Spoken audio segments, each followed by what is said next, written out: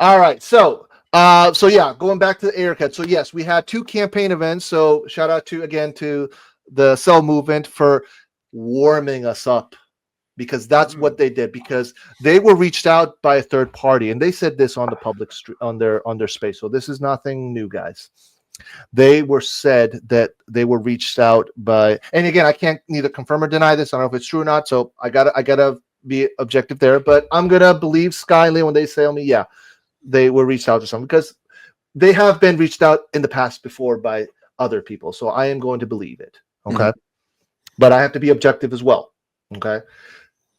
They were told that please move the date, move the date, move the date. I'm glad they didn't move the date, because what happened that day, the day that they started trending, not only did David Ayer announce it, but he also started spilling a lot of freaking tea. And he gave us so much more that we have not seen before. This is exactly the strategy. Remember, guys, when it's what Zach did. When Zach dropped the implement of the Cell Movement with Wayne T. Carr, also a picture with him behind the scene when he was doing the Green Lantern scene in his driveway. He's doing the exact same thing. And the difference is all David had to do was open his laptop and, start taking pictures.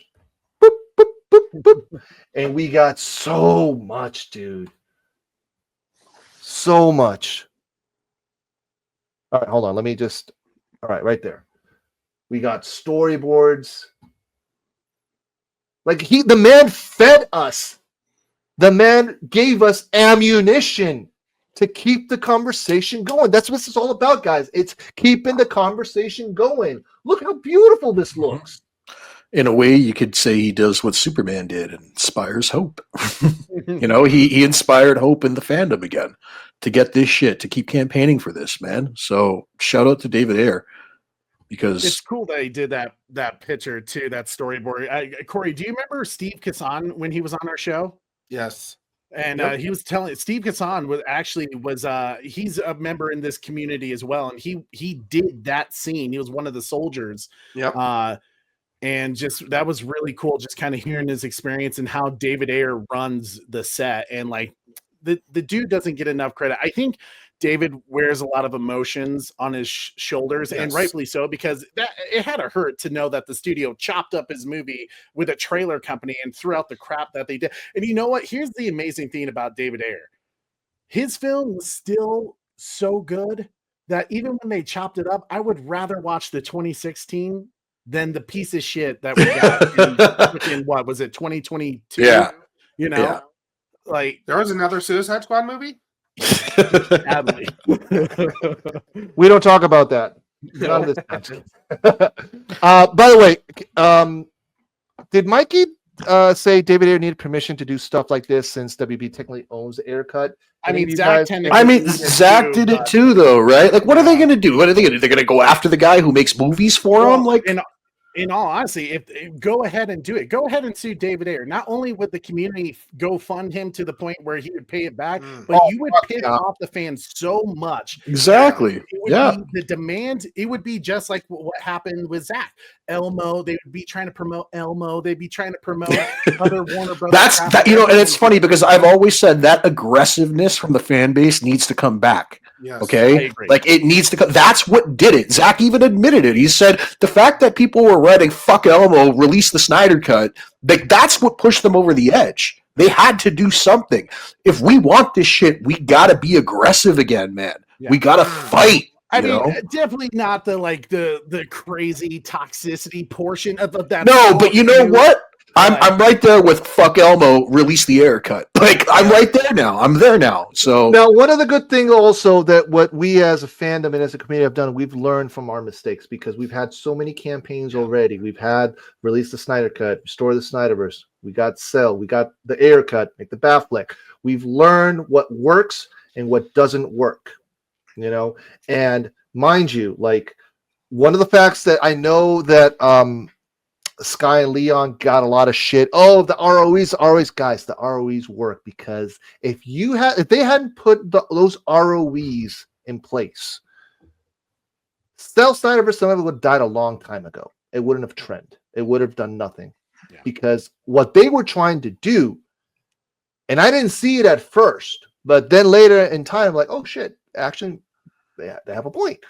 You root out all the negative apples out of there. You root them all of them. Boom, boom, boom.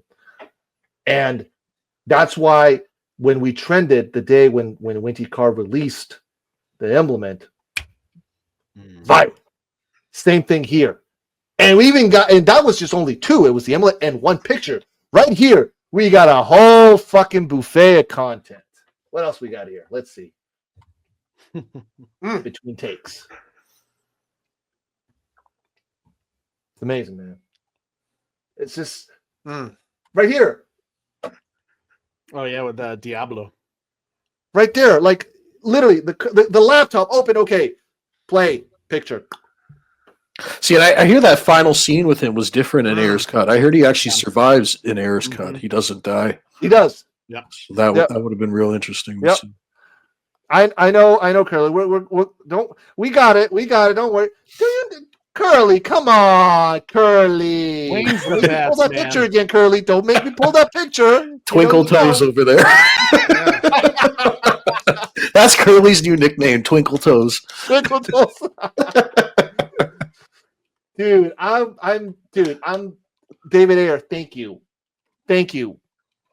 very much. If you're watching this, or if any of your publicists or managing team or whatever are watching this stream, thank you. See, I'm wondering, this shot here, do you think that is a shot of when him and Harley both fell into the vat when he was like creating her? Because to me, it looks like, well, he still has the tattoo on his forehead. Right, so, so then it has to be from that same scene. Then I'm not even going to say what I was going to say. I was just wondering, because it looks like he's in pain, like he's suffering, you know what I mean? So I was thinking, like, maybe that's when he fell the first time. But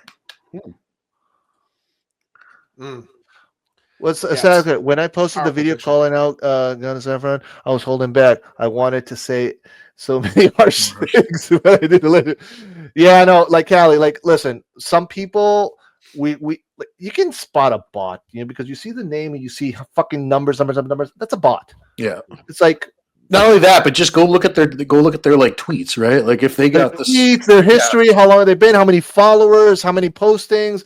Is it really a bot, or is it really a toxic fan from the other crowd? The other guy we're not going to talk about because this is about David Ayer's Suicide Squad. That scene, man, I was so disappointed because I remember seeing that in the trailer where half his face was burnt. And I remember being so pissed off watching this movie and not seeing that. I was like, what the fuck? Well, you know, and I think it just goes to show that, like, clearly, if James Gunn really has the power that he claims on social media, he's the only one holding this back then. Mm-hmm. You know, and I don't think he'll do it because like look at what we just discussed with him inserting himself literally, like he inserted himself into Creature Commandos. It's an ego thing with this man.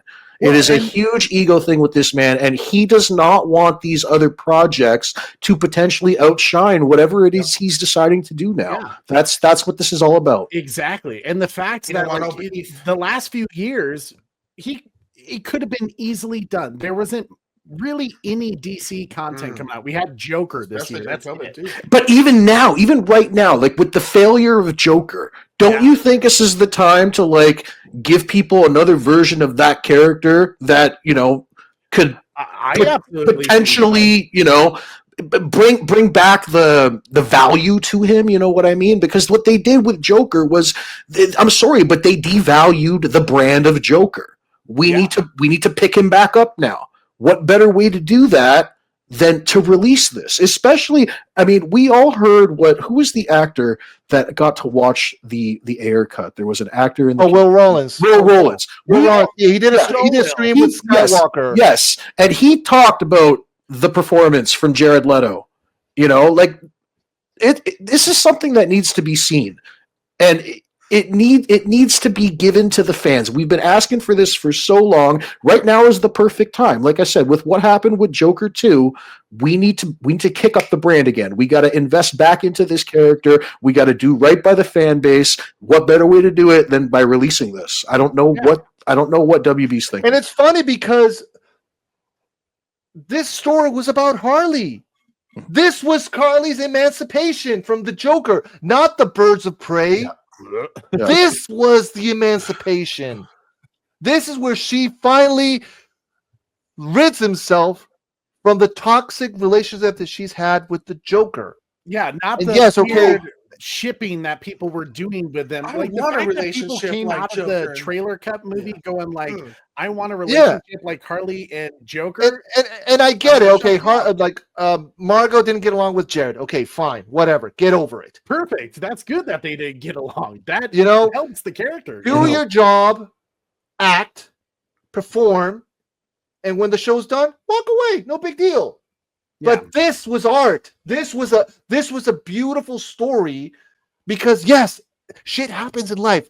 We get in fucking toxic relationships, and sometimes women need that extra push to push their significant other to tell them, fuck you. I'm gonna do my own thing. I'm gonna move on.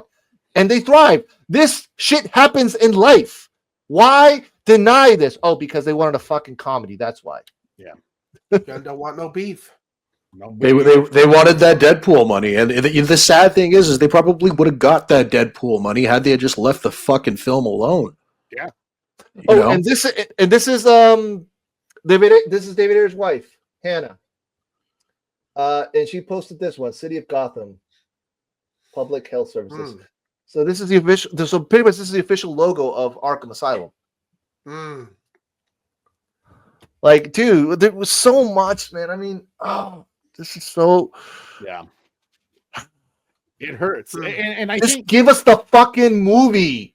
yeah. Give us the movie, and we will fucking pay you. Hell, if you want to charge us $30 or $50 per ticket, we will fucking pay it. Drop the fucking ego, the politics, the corruption, the religious mentality, whatever. Give us the fucking movie.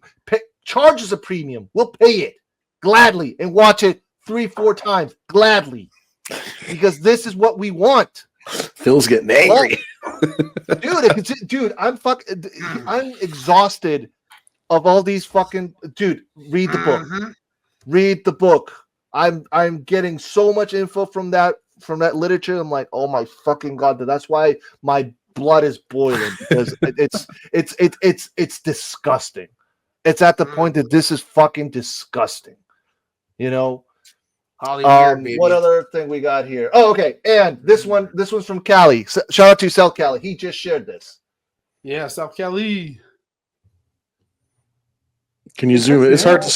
What does that say? Okay, hold on. Your son positions? Know your son's positions. Your son positions. Okay. And look at the date. David Ayer. What's the April 29? Did he just give us 2026? He just probably gave us a date. Does that say 2025 or 2026? That's Too small. April 29th, 2025. Okay. Let's pull up a calendar. What day is that? What actual day is it? I'll tell you in Thursday?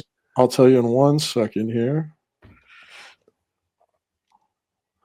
March, April 29th is a Tuesday. Okay.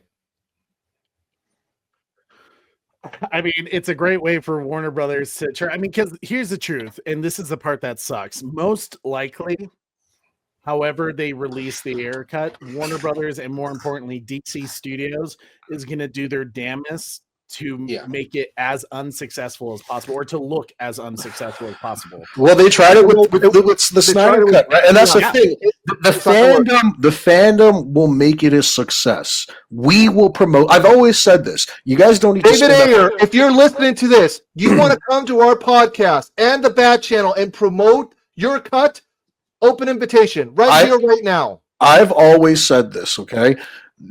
WB doesn't need to promote anything. The fans will do it. We We'll did take it with Zack Snyder's Justice League. Yep. Okay, we made that film a success. All Zack did was release a few little clips here and there, character clips. Remember, he did the Dark Side clip, he did the Batman clip, and we pushed that shit. WB didn't spend $1 to market that shit, and they don't need to spend $1 now because we will take care of it. They can try to play the exact same tactics they played last time. Try to pretend like the servers crashed, or they're going to put it on as another film. Tom and Jerry, remember that? Yeah. They'll do their dirty tactics. Let them. At the end of the day, we, the fan base, we will take care of it. We will market this film. We will push it. We will make it a success. We've done it before. We'll do it again. Very simple. I think it'd be hilarious if, like, they did release the Ayer cut and, like the Tom and Jerry thing, just let it cue up James Gunn's Suicide Squad. That would tell you everything you know. It would have been great if he had some music to that picture, though. The House of Rising Suns from the track. Mm-hmm. Or maybe from the actual soundtrack. That's what I'm saying. The Animals, House of Rising Suns, had that play in the background. It's interesting what he said. So, yeah, no, he's definitely hinting at something. Yep. And it seems like he's trying to play the same card Zack played. I mean, wasn't it just a month ago we talked about that photo that he released where it was like a timestamp on a film reel? Yeah. Right? Yeah. So, like, Zack did very similar things, too, when he was talking about the different cuts of Zack Snyder's Justice League, the different timestamps. Remember that Pam Abdi, Mike DeLuca, they're not supporting DCU. So maybe, and this is a big maybe, I don't know. I'm not a scooper. We don't have sources here. So this is just our speculation as fans and based on what we see and read and online. Maybe they said, you know what, Dave, fuck it. Start promoting this shit because they're inside WB. They know, they see the data. Yeah. They see that this DCU is gonna tank, and this might be the backup plan. Because Batman, shout out to you because you said this on Skywalker stream the other night. I was watching that stream. The Ayer cut is already filmed. It's done. And I think I saw that maybe it's scored in VFX. I think it's already ready. I thought it needed a few more things, but even if it needs a few touch-ups, whatever, it doesn't matter. It's already filmed. So if we want to get the Batfleck movie, Zack Snyder's Justice League 2 and 3. It starts with this. It starts with the Ayer cut. Yeah. Now, if we get the Ayer cut on Netflix, great. If we get it on Max, great. I don't care. I just want this movie out. We all want this movie out. Sid Havoc says it's 90% done. That's what he says. It's 90% done? Okay. The only part that would somewhat scare me is that we fund the shit out, like, make this movie such a huge success that it funds James Gunn's DCU a little longer. You know what? At that point, it's like you give a little, you get a little, right? I wouldn't mind doing it at that point because at least you're giving us the fucking content we're asking for. Exactly. True. Yeah. Here's the thing that I think about though. I see, I don't trust DC personally, and I don't trust James Gunn. So I see this as maybe more on the ill intent side of things. So they're going to say, okay, April 29th, we're going to release your Suicide Squad and the Ayer cut. And then July 2025 is when Superman Legacy comes. So they're betting that Superman Legacy is going to have a bigger box office later on than the April 29th Suicide Squad, and be like, see, that just made our universe a success now. So, but how do you compare the two when it's streaming versus versus theatrical, right? They have their ways. They look at the numbers and side of things. So like if we blow it the fuck up, in my opinion, I think we have to fuck up. Yeah, we have to show up for April 29th. If it actually comes out, we have to show up. And just too big water. And then when the July one comes around, we don't really pay attention to this thing, let it go by. And hopefully to them, while they may not release those statistics, they'll see, holy shit, the repeat viewership, the people that were watching, the minutes that were watched from this movie is so much bigger than this other movie we just came up in our new universe that we're trying to expand on. Maybe in the back of their mind, they're going to be scared. And that's, you want to touch some gods? Let's put some fear in the back of the minds of these DC leadership team. The suits, the executives. Listen, just because, yes, Zack Snyder, we got that shit, you know, and we trended and we made it a global phenomenon, 1.4 million tweets. We can do it again, guys. We just need to, first of all, drop the petty fighting between fans. Yeah.